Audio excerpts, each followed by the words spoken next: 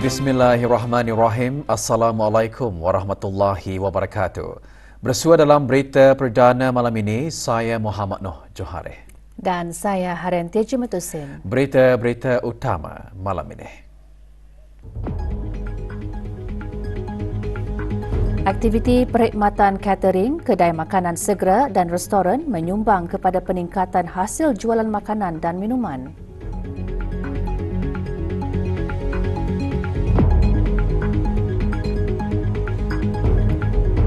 Amalan tegur-menegur dan nasihat-menasihati perlu dibudayakan dengan kata-kata yang lemah lembut, berbudi bahasa dan bijaksana.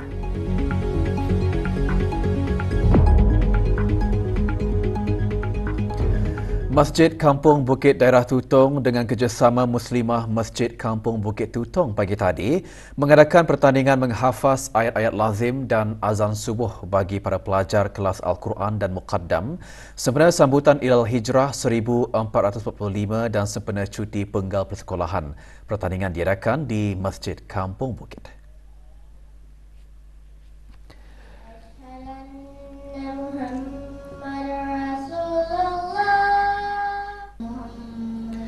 Dua kategori dipertandingkan iaitu kategori azan subuh dan menghafaz ayat-ayat lazim.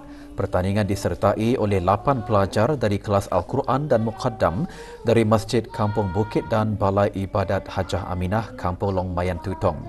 Penyampaian hadiah disempurnakan oleh Yang Berhormat Awang Haji Muhammad Daniel alias Tekpin bin Yaakob, Ahli Majlis Mesyuarat Negara.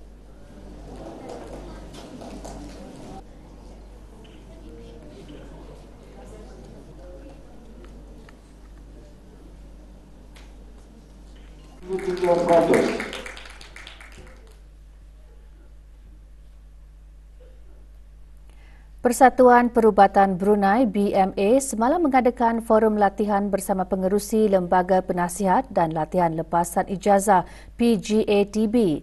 Diadakan di Pusat Persidangan Antarabangsa Berakas, forum bertujuan memudahkan perbincangan mengenai latihan kepakaran di negara Brunei Darussalam.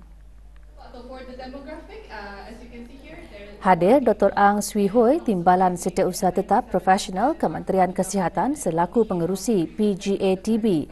171 orang menghadirinya, terdiri daripada doktor, pelajar perubatan dan pergigian serta pelajar tingkatan 6. Juga diadakan pameran perubatan dan pergigian yang disertai oleh Hospital Raja Isteri Piranak Saleha, Pantai Jurong Specialist Center PJSC dan Pusat Kesihatan Primer.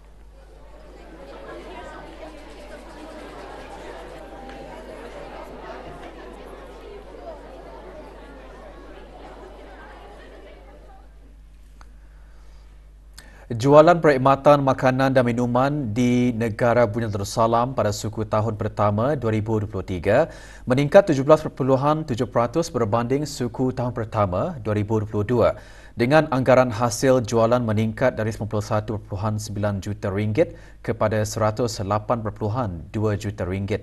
Dari jumlah jualan, aktiviti makanan dan minuman juga mencatatkan pertumbuhan positif 12.7% tahun ke tahun. Berdasarkan siaran akhbar Jabatan Perancangan Ekonomi dan Statistik Kementerian Kewangan dan Ekonomi, antara sebab utama peningkatan hasil jualan makanan dan minuman ialah aktiviti perkhidmatan catering diikuti kedai makanan segera dan restoran. Bagi perbandingan secara suku tahunan, nilai dan jumlah jualan perkhidmatan makanan dan minuman mencatatkan penurunan berbanding dengan suku tahun keempat 2022.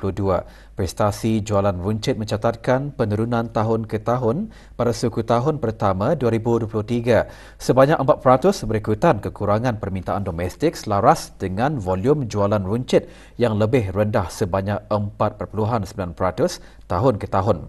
Manakala nilai dan volume jualan runcit pada suku tahun pertama 2023 juga mencatatkan penurunan 1.7%.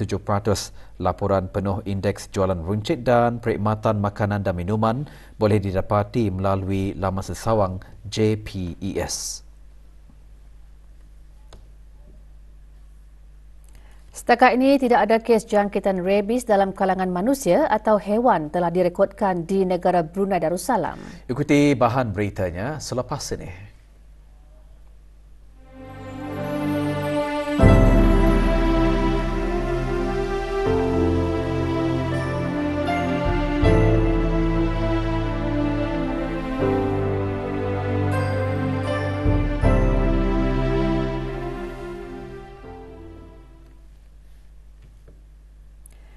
Merujuk siaran akhbar Kementerian Industri Makanan, Komoditi dan Pembangunan Wilayah Sarawak, Malaysia pada 15 Ogos lalu, kementerian tersebut mengesahkan Marudi Miri telah dikenal pasti sebagai salah satu kawasan penularan penyakit rabies. Pengesahan itu dibuat setelah seekor anjing liar disahkan positif rabies pada 2 Ogos lalu. Berkata itu, 73 kawasan dikesan mengalami penularan penyakit tersebut. Dalam pada itu, Jawatankuasa Pasukan Bertindak bagi menangani penyakit zoonotik terdiri dari Kementerian Kesihatan, Kementerian Haluan Dalam Negeri dan Kementerian Sumber-Sumber Utama dan Pelancongan, Negara Brunei Darussalam memaklumkan setakat ini tidak ada kes jangkitan rabies di kalangan manusia ataupun haiwan telah direkodkan di negara Brunei Darussalam.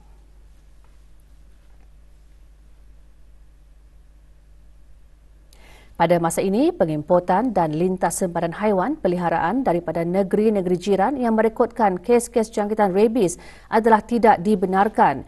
Ia adalah sebagai langkah pencegahan dan kawalan pergerakan haiwan bagi mengurangkan risiko kemasukan penyakit rabies ke negara Brunei Darussalam.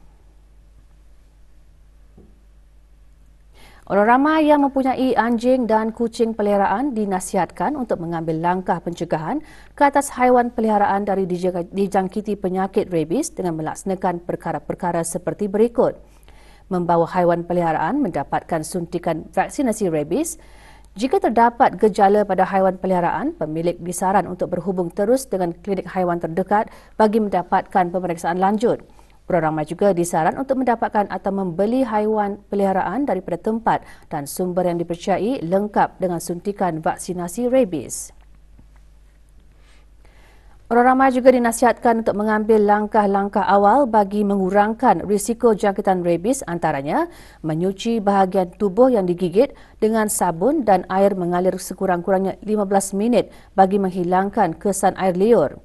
Mendapatkan rawatan luka dengan segera di klinik kesihatan atau hospital terdekat jika mengalami gigitan haiwan. Mematuhi arahan doktor sekiranya diperlukan suntikan vaksin anti-rabies.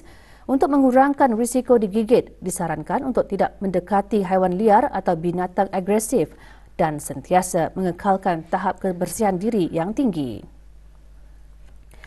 Pihak Kementerian Kesihatan juga menyarankan individu yang berisiko tinggi seperti pengendali anjing dan kucing, doktor haiwan dan kaki tangan makmal haiwan untuk mendapatkan suntikan vaksinasi bagi mencegah jangkitan rabies dalam kalangan manusia. Pemilik anjing yang berdaftar juga dinasihatkan untuk tidak membiarkan anjing-anjing peliharaan mereka dilepaskan dengan tidak dipantau dan berada di tempat awam. Jawatankuasa Pasukan Bertindak bagi menangani penyakit zoonotik akan terus memantau situasi ini dan memaklumkan apa jua perkembangan mengenainya kepada orang ramai dari masa ke masa. Untuk maklumat lanjut, hubungi talian yang tertera.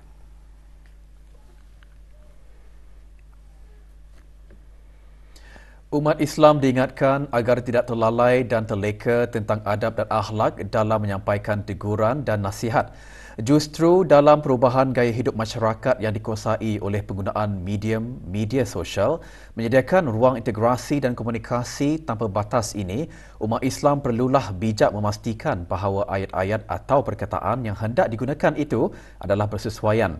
Perkara tersebut antara intipati khutbah Jumaat hari ini. Oleh yang demikian, marilah muhasabah diri kita agar mengembalikan semula tujuan sebenar. Sesuatu teguran dan nasihat itu dilakukan agar memberikan manfaat kepada orang lain, bukannya mengundang kemudaratan yang menyemarakkan api perbelahan dan permusuhan. Sedangkan permusuhan adalah perbuatan yang dibenci dan ditegah dalam agama kita. Akhirnya, budayakanlah amalan tegur-menegur dan nasihat menasihati dengan kata-kata yang lemah lembut, berbudi bahasa dan bijaksana. Berilah teguran dengan niat yang ikhlas semata-mata kerana Allah Subhanahu wa taala dan dengan cara yang penuh berhimah agar teguran tersebut dapat diterima dengan hati yang lapang dan terbuka. Kursus Taranum Al-Quran bagi peringkat pralanjutan memberikan peluang kepada peserta kursus mendalami disiplin ilmu Taranum Al-Quran secara bertalaki dengan guru yang berkemahiran. 19 orang peserta yang terpilih merupakan lepasan dari skim tilawah Al-Quran Remaja Star Jabatan Pengajian Islam Kementerian Hal Ehwal Agama. Kursus ini memberikan keyakinan kepada para peserta agar dapat memberikan persembahan bacaan dengan sempurna dan profesional supaya ia dapat dikenakan sama ada di peringkat kebangsaan dan antarabangsa.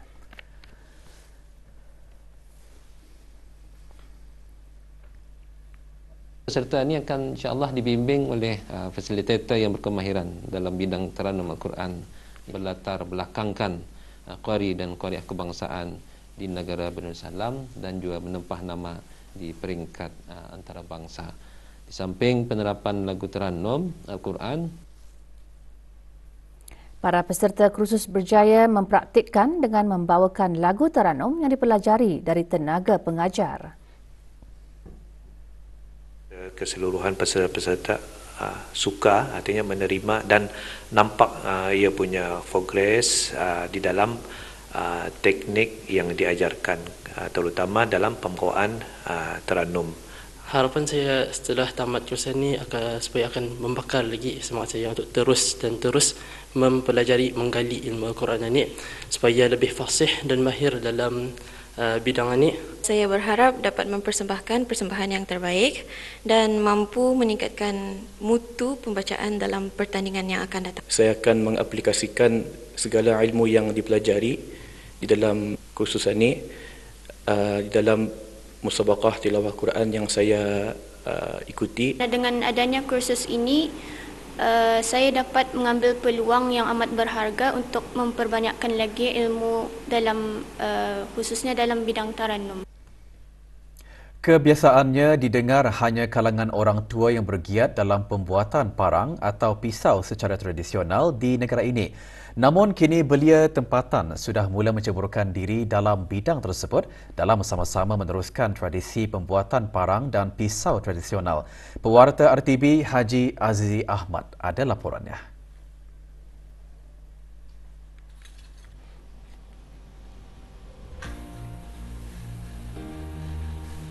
Mula menceburkan diri dalam bidang tersebut pada tahun 2016, Awangku Muhammad Syafiq Al-Hadi bin Pengiran Abu Bakar telah mencuba menghasilkan beberapa bilah parang tetapi gagal menghasilkan yang berkualiti.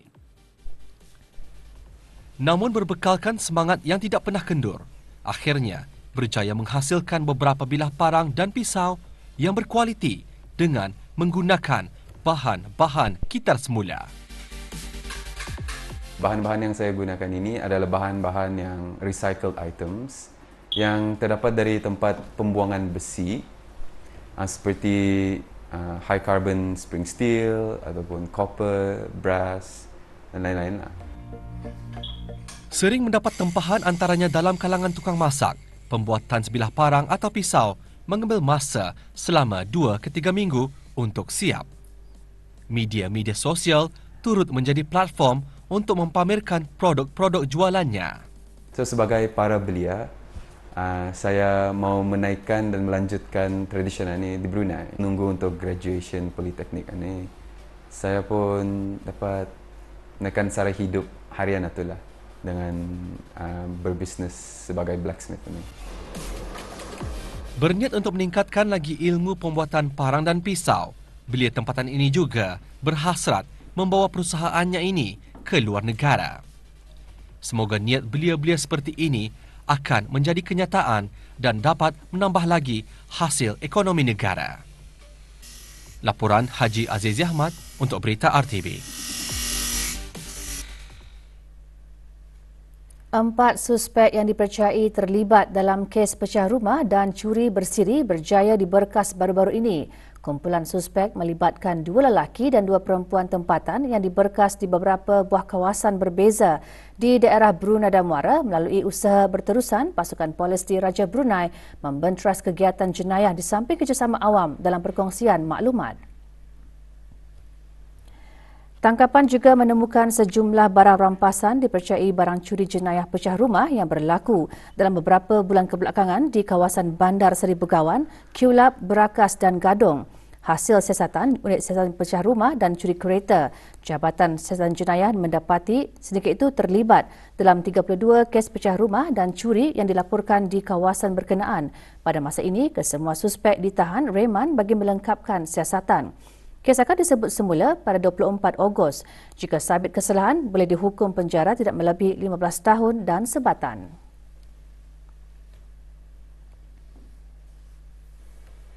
Kempen 80 bilion langkah bersama di bawah inisiatif BN on the Move akan dilancarkan secara rasmi Ahad ini.